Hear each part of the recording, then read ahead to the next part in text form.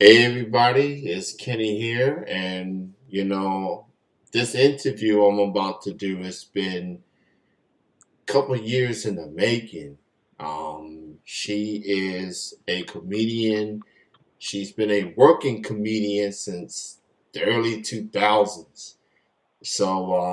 And I've seen her do stand up twice and comedy off Broadway.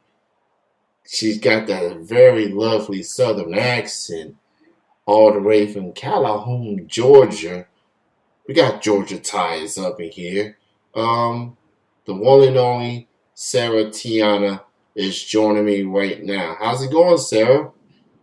Hey, buddy. It's so good. Thank you for having me. Thank you so much for wanting to do this interview, and I have to give credit to a certain website named Cameo.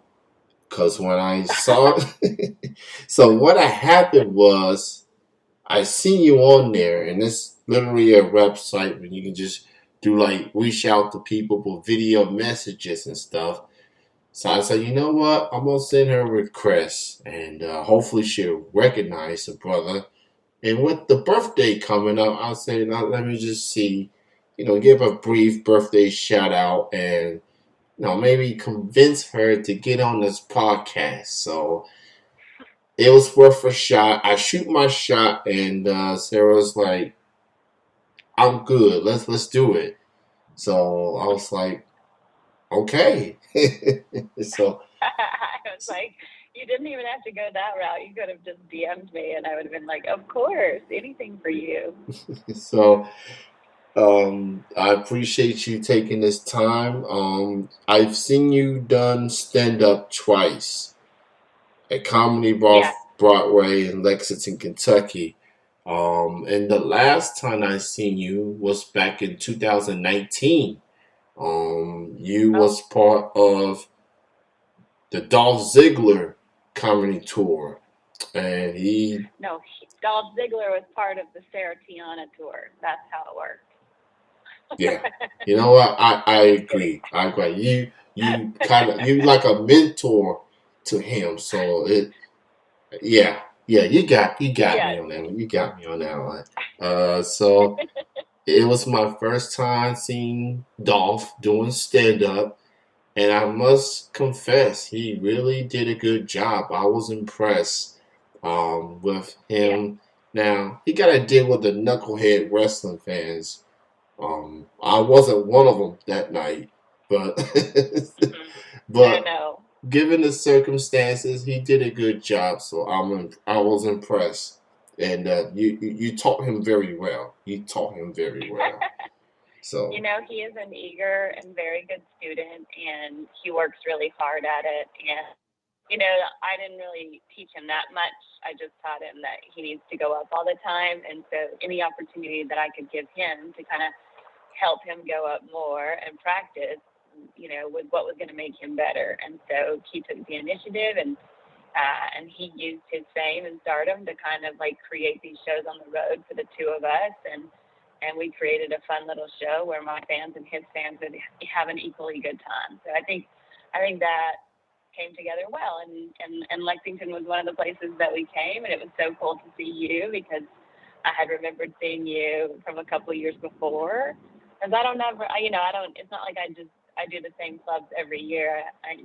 Being on tour as a comedian is just kind of like when you're available, when the club's available. Like a lot of the stars have to line up. So I was very excited to see you there as well. yeah, and Dolph, I don't know if you listen to stuff like this. I like you, man. You're a good dude, but I was there because of Sarah, because of the southern accent lure me in. So I'm just saying. You But don't hear enough Southern accents in Lexington? I mean, I do, but they don't have that Sarah T on a twang to it. They don't Oh, have. I see. Yeah, I mean Kentucky, Georgia. I mean there's their twang and then there's Georgia. So it just I don't know. I'm trying to it's It's different. different. Let's Spain is just different. Yeah, yeah, it's sure. different. Let's just put it that way. Mhm. So Mhm. fast forward to now. Of course, we're dealing with this whole pandemic thing, and literally all entertainment events, including comedy, was shut down for a while. And while things are back up and running again, some restrictions here, some there. You being a comedian and seeing all this unfold, how did it feel when this pandemic got started, and how do you feel now that things are back up and running, you're doing shows again? Well, when the pandemic hit, I had just had a baby. So my baby was 3 weeks old when the lockdown started. So I wasn't out doing stand up anyway because I couldn't perform or anything. Like your body's just not physically ready to like Mm-hmm. move around that well, and so it ended up just being this extended maternity leave for me. So it was actually kind of a blessing because I was too tired to like leave the house and go perform anyway, and I knew I would feel guilty about it, so there was no guilt involved. And then by the time I was ready to actually go out and like feel normal again, things had started to open up. Like people were doing outdoor shows, and or my friend Whitney was just like doing shows in her yard where like a bunch of us comics could come together and just kind of write jokes and like say our jokes out loud that we had been working on or thinking about, because before we really went to a club or anything. So it was kind of a nice way to ease back into it. And now, he's over a year old. He's 16 months old, and so now the Comedy Store opened again. And once the Comedy Store opened, I was like, all right, here we go. So I'm back at the Comedy Store 2-3 nights a week and doing a lot more stand up, working it out. But it took a long time to just like remember my material or update it or change things around or add new stuff. It's not like, because I think as a writer and as a comic, like people go, oh, you must have written so much during the pandemic. And it's like, you can only write as a comic when you're living and Mm-hmm. experiencing things. And like, I had a baby, and that was definitely new and an experience, but that baby wasn't out in the real world. We weren't experiencing things with other people.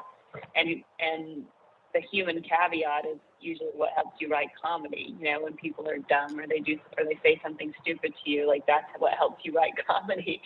And we weren't around anybody, so a lot of comics, like including myself, didn't write a ton of stand-up during the pandemic. So now I feel like the more you're out and active and moving around and your bodies are walking and you're around other people and you're social, that's when you start writing and creating again, because we all have this like kinetic energy around one another. So I've been writing a lot more, performing a lot more. So ultimately, it's like a really nice break. It's kind of the perfect time for me in my life and where my life was. So I got very lucky with the whole thing, which is not everyone's story. But I'm not trying to make light of what other people have gone through. I'm just Yeah. saying, for me personally, it was like a blessing in disguise. Yeah, I do remember, when we last talked, you had a kid on the way, and Mm-hmm. so yeah, I mean, motherhood comes along, and I seen, look, I'm on Instagram, I'm on Twitter, I see the pictures, the kid looks adorable, and just and it looks also cool with the Trey Young jersey. And yes, I am rooting for the Atlanta Hawks Yeah. to win. I do have Georgia family, and they live in Augusta, Georgia. Mm-hmm. Oh, nice. People Uh-huh. people keep saying that they live in Atlanta. I want to say yeah, but no, they live in Augusta, not Atlanta. And there's some I Hawk love Atlanta. fans living back to the Dominique Wilkins days, so they Oh, haven't heck been this yeah. excited of Hawks basketball in a long time. They don't even acknowledge Joe Johnson days. They just like Dominique Wilkins, and now Trey Young, who's a Dallas Maverick, then got traded for Luca And yeah, I think we know who got the better of that deal. And I like Luca, but that's Ice Tray. He fits Atlanta. I He fits know. the city. What he did to those Yeah. Knicks took a bow. What he did to Philly, Ooh. I The mean, shimmy. That's yeah, my other favorite Trey Young thing. The shimmy before he shoots a three. Uh, he just like leans into being the bad guy, you know. And I always yeah, think in sports, like you need villains hmm because that's what makes the heroes feel so much better. But I don't yeah, really like he likes to act like he's some sort of villain, but to me he's just like a really unkempt, scruffy Steph Curry. Like I'm like, this is like if Steph Curry didn't shower, like this is what he would be. But he's not like that bad of a guy to me. Like I know he's a nice guy, but he just like takes on he likes that villain role. I think it pumps him up. So I'm like, whatever it takes, dude, just keep hitting those threes. the shimmy just, yeah. I mean, the nerve, the audacity of this young man in a playoff game and actually make the bucket. But I mean, I like Trey. I like he's growing on me. He's has a bright future with the team. Nick McMillan, the head coach, done a great job since becoming an interim coach. He should even be an interim at this point. He should be the permanent I know. head coach. So I know the Hawks are just trying to get to the finals. That's cool. But once the season opens, your number one priority, remove the interim tag for Nate McMillan. Make him the permanent head coach. You got a nice team going for you. And I'm rooting for them to get to the finals. So go Yeah, Hawks. me too. So Go Hawks. yeah, go Hawks. You are the most passionate Atlanta sports fan that I know. Oh, thanks. Falcons, Braves, Mhm. Hawks. You're a Georgia girl at heart, so and you one of the few women that I talk to about sports. Everybody else is guys, and I'm like, I need to get a I female know. perspective. So yeah, that's pretty awesome. So now that Yeah. you got the mother thing going on very well, and you're back to doing shows again. What is next for Sarah? You got any more shows or anything, or you just focusing on the local shows for now? I don't know. I'm going to be going back to Vegas with Daniel Tosh. So I work with Daniel Tosh a lot. He does shows at the Mirage once a month. So we're going to start back at the Mirage once a month in September. I Mm-hmm. think we're doing another show in Vegas in August, but it's not at the Mirage. I think it's at the Ka Theater. Yeah. So I'll be back on the road with him just once a month. But I don't go on the road as much because now I'm writing on a ton of TV shows. You know, when I was pregnant, I was started writing on Lights Out with David Spade, Mm-hmm. and then after, like just last year, like around October, we started a show called The After Party on Netflix with David Spade. So then I was like writing for him and working for him, and then that show wrapped around Easter of this year, and then I kind of had a couple months off to just hang with my kid because it was a really hectic 7 months right before that. And then now I just started a job writing for Kevin Hart and Snoop Dogg's new show on Peacock that's going to be for the Olympics. So right now we're preparing for that show. It will air during the Olympics on Peacock, and it's kind of like their like highlight. They're just like covering all the highlights of the Olympics, doing lots of fun stuff, competing with each other, all that good stuff. So writing on that, and then I'm also producing a podcast for Rick Ingram, which is he's like my favorite crowd work comedian. He's like I don't know if you've ever seen Rick because he doesn't really do the road that much, but at the Comedy Store he's like legendary. Like nobody can follow him because he just destroys like just making fun of people in the crowd. So I've put that into a podcast form where I just reach out to like I put out on Twitter like does anybody want to be a guest on our podcast? And then like I just pick like two people from all the DMs and I put them on, knowing nothing about them, just like knowing like everyone has a story, everyone's got something interesting about them, and so Rick kind of just like picks them apart, makes fun of them a little here and there, but it just ends up being a really cool conversation. So we just started that 2 weeks ago at the Comedy Store, and it will start airing next week, I believe. So like basically second week of July, it should start being on Apple Podcasts, and it's pretty cool. So that's kind of what I've been up to. Awesome. I'm definitely keeping that on that podcast, and I just so happen to have a Peacock, so I know what I'll be watching during the Olympics. So Snoop, and Kev.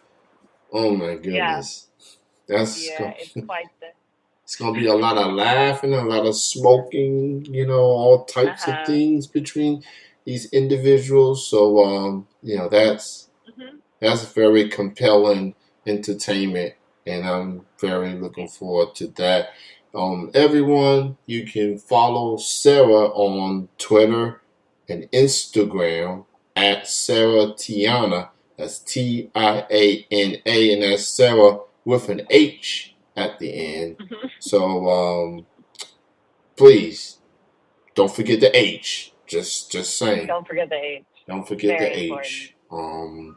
H. Great chatting with you, Sarah. Thank you so much for taking the time, and I'm glad that more importantly, you and your family are healthy. I'm doing all right. I'm going to comedy shows again, and I'm actually going to see one of your friends in a few weeks, Miss Kelsey Cook. She's coming to Comedy Off Broadway. So in a few weeks. So in August next month, actually. No, yeah, in August. I don't know why I say next month. So I'm looking forward to seeing her. I'm seeing Matt Wife. I've seen Eddie Griffin already. I've seen a plethora of the guys. And just reuniting with people, seeing people's faces again. Because I know the face mask thing is just been overwhelming, and I felt like a ninja for 15 months. So it's like, okay, I get it, but now I know why the Mortal Kombat ninjas had to go through so much, and they just do it just because they want to. So Sarah, again, great chatting with you. Thank you so much, and I look forward to seeing you again whenever you are able to get back to traveling here on the East Coast, here in Kentucky. We got love for Sarah Tiana out here, so we'll look forward to seeing you back. And again, thank you for your time. Thanks for the birthday message as well. Yes, I am 37 years old. And I think what makes me look young is the facial hair, because I try to keep it look like I'm in my 20s, and that's become a common theme. People like, you look like you're in your 20s. So I was like, I wish I was in my 20s too, but I'm 37, and father time is knocking on my door literally. But you're a baby. Yeah. You're still a baby. You're a baby. But yeah, no, I'm excited to get back out there eventually. And when I come to Lexington, I hope you are the first person I get to hug. So I really look forward to it. Thank you for having me on the show. Appreciate you. Great to talk to you, and happy birthday again. Appreciate you. Thank you, everyone, for listening.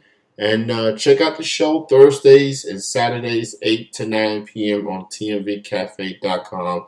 Enjoy your holiday weekend, and be safe, everybody. COVID is still out there. Just because we back to doing things again, I'm just saying, just be safe. And we'll chat with y'all again soon.